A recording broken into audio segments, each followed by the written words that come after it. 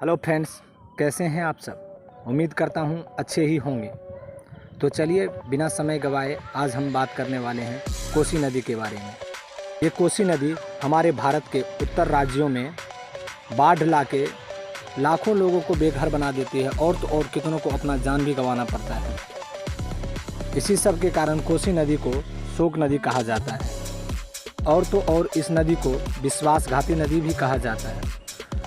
तो चलिए दोस्तों, आज हम इसी सब बातों पर बात करने वाले हैं। आखिर ऐसा क्यों इस नदी के बारे में कहा जाता है।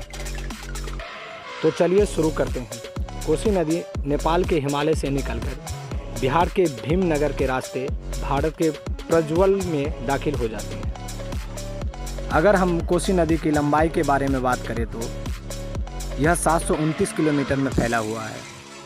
और हम अगर कोसी नदी के पिछले 250 वर्षों में बात करें तो कोसी नदी 120 किलोमीटर का विस्तार किया है, जिससे हम यह अंदाज़ा लगा सकते हैं कि कोसी नदी कितना खतरनाक है।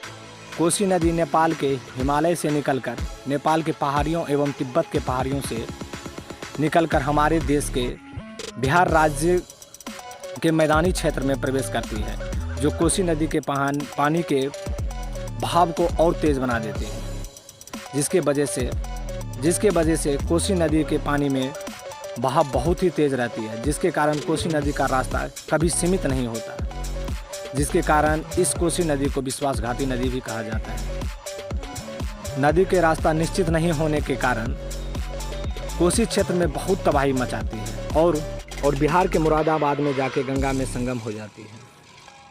यही सब वजह है कि कोसी नदी को शोक नदी और विश्वासघाती नदी कहा जाता है। तो चलिए आज के वीडियो में बस इतना ही। मिलते हैं अगले वीडियो में किसी और नए फैक्ट के साथ।